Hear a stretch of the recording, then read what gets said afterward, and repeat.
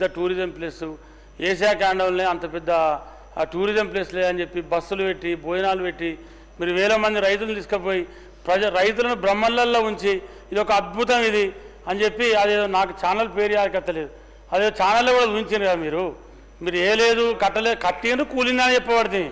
మీరు కట్టింది నిజమే, అది కూలింది నిజమే. ఇప్పుడు మేము దానికన్నా ముందు శ్రీరామ్ సాగర్ ప్రాజెక్టును కట్టింది కాంగ్రెస్ పార్టీ, కాంగ్రెస్ ప్రభుత్వం. 5,40,000 ఎకరాల ఆయకట్టుకు ఉమ్మడి కరీంనగర్ జిల్లా నీళ్ళు ఇచ్చింది. మరి ఎక్కడైనా ఇదివరకు ఇచ్చింది, ఇప్పుడు కూడా అదే నీళ్ళతోనే మా రైతాంగం బతుకుతూ ఉన్నారు. ఇలా లోయర్ మా డ్యామ్ మీరు అక్కంచెలు తీసుకుపోయి లోయర్ మా డ్యామ్ వేస్తే ఆ డ్యామ్ నుండే వెనకటి నుంచే వరంగల్ పోతున్నాయి, అందుకెళ్ళే మళ్ళీ వరంగల్ పోయినాయి, కొత్తగానైతే ఎక్కంచెలు పోలేదు కదా. ఇప్పుడు నేను మీ అన్నది ఏంది, ఇంట్లో మా పార్టీలో ఇంజనీర్ లేరు, మా ముఖ్యమంత్రి ఇంజనీర్ కాదు, మా మంత్రులు ఇంజనీర్ కాదు. మాకు ఏదైతే central national safety dam authority వాళ్ళు ఇస్తే ఆ రిపోర్టు ప్రకారంగా చేస్తామని చెప్పి మా ఉత్తమ్ కుమార్ రెడ్డి గారు చెప్పబట్టి, మరి ఉత్తమ్ కుమార్ రెడ్డి గారు మరి ఇది మండలి చెప్పినని మరి మొన్న మీరు మాట్లాడుతూ ఉన్నారు. మాతోనే మేము అడుగుతూనే చెప్పలేము, మేము మాతోనే అడుగుతూనే మేము చెప్పిన విషయాలే ఉత్తమ్ కుమార్ రెడ్డి గారు చెప్పారు. మొన్న మా జిల్లా రివ్యూ మీటింగ్ అయితే కూడా ఆ రివ్యూ మీటింగ్లో కూడా మరి కాళేశ్వరం సంగతి ఏంటన్నా అంటే మనం ఇంజనీర్లం కాదు విజయరమణారావు గారు, మనకు డ్యామ్ సేఫ్టీ అథారిటీ వాళ్ళు రిపోర్టు మేము మొన్న కూడా ముఖ్యమంత్రి గారు నేను పోయినప్పుడు మేము స్వయంగా కలిసాం. వాళ్ళు మాకు రిపోర్ట్ ఇవ్వగానే దాన్ని ఎట్లా చేసుడా తీసేసి కట్టుడా లేకపోతే దాన్నే నిర్మాణం చేస్తా అనేది అది వాళ్ళు ఇచ్చే రిపోర్ట్ మీద ఆధారపడి ఉంటుంది. మరి మళ్ళీ మంత్రి గారు చెప్తా ఉన్నారు ఒక్కటే కుంగింది అది తీసి కడిదైపోతా అని చెప్తా ఉన్నారు. మేము మీ లెక్క తప్పు చేయడం కోసం లక్ష కోట్లను తీసి గోదావరిలో పారేయడం కోసం ఈ ప్రభుత్వం లేదు. ఆ లెక్క రైతుల సొమ్మును రాళ్ల పాలు చేయడం కూడా నీళ్ల పాలు చేయడం కోసమో ఈ ప్రభుత్వం లేదు. మేముంది, ఈ ప్రభుత్వం ఉంది రైతుల కోసం.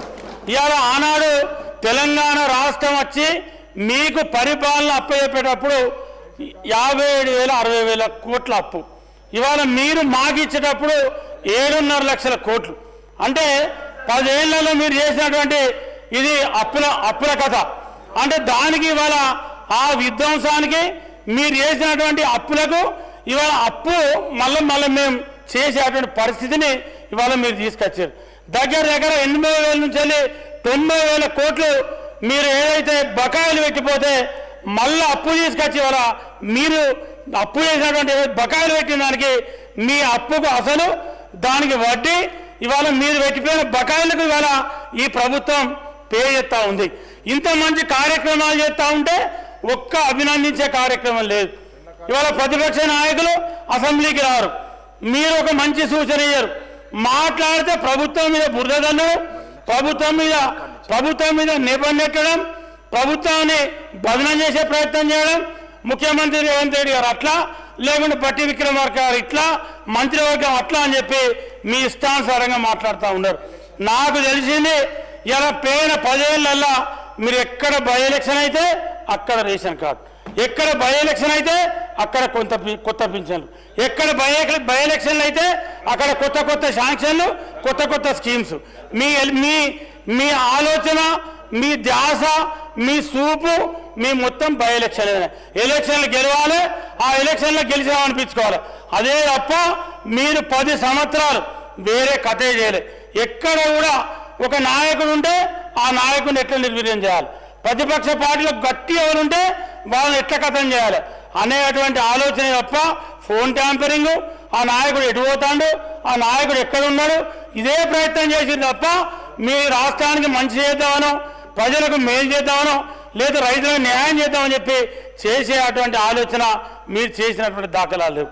అదేవిధంగా ఇవాళ ఏదైతే మరి రేషన్ కార్డులకు సంబంధించి ఇవాళ నాకు తెలిసి వారి లెక్క అది నా లెక్క, నేను కూడా 24 గంటల గ్రామాలలో ఉంటా. నేను హైదరాబాద్లో ఒక్క రోజు ఉంటే 6 రోజులు మా నియోజకవర్గంలో ఉంటా. ఇవాళ మీరు రేషన్ కార్డులు మరి మా కాన్స్టిట్యూన్సీలో ఉప ఎన్నికలు రాలేదు కాబట్టి అది మా దగ్గర ఇయ్యనట్టున్నారు. మరి మా దగ్గరనైతే ఎక్కడ ఇచ్చినటువంటి నాకైతే ఆనవాళ్ళు లేవు, దాఖలాలు లేవు.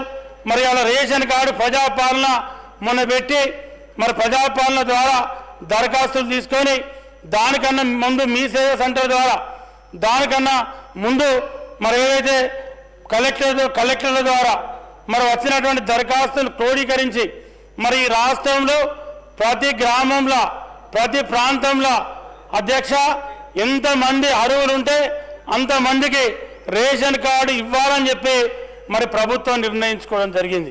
మరి వాళ్ళు అంత బ్రహ్మాండంగా రేషన్ కార్డులు ఇచ్చి మరి రాబోయేటువంటి ఉగాది నుండి లేకపోతే నేను డేట్ చెప్పా కానీ మరి ఏదో ఒక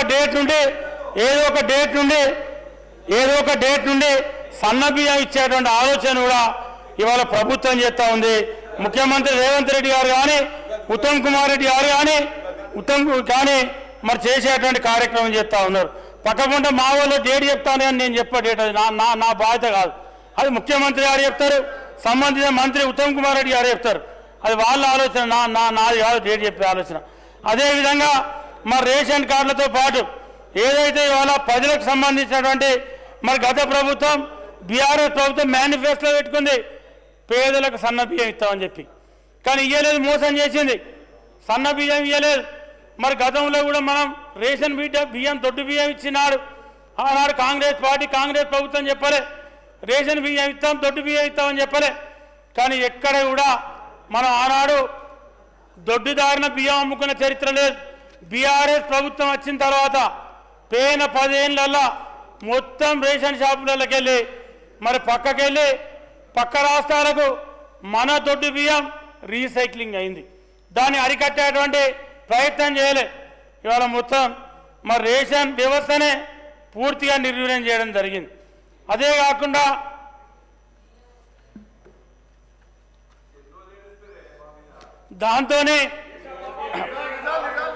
దాంతోనే ఆరోగ్య శాఖకు సంబంధించి ఇవాళ పెద్ద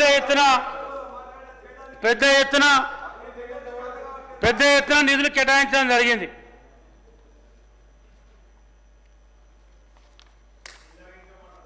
కరెక్టే కానీ మరి మీరు 10 ఏళ్ళలో నేను లేని అసెంబ్లీలో కానీ నేను చూడంగానైతే ఎన్నడెవరు మాట్లాడినారు. మీరు మొత్తం ప్రతిపక్ష పాత్ర మీరే, అధికార పక్ష పాత్ర మీరే.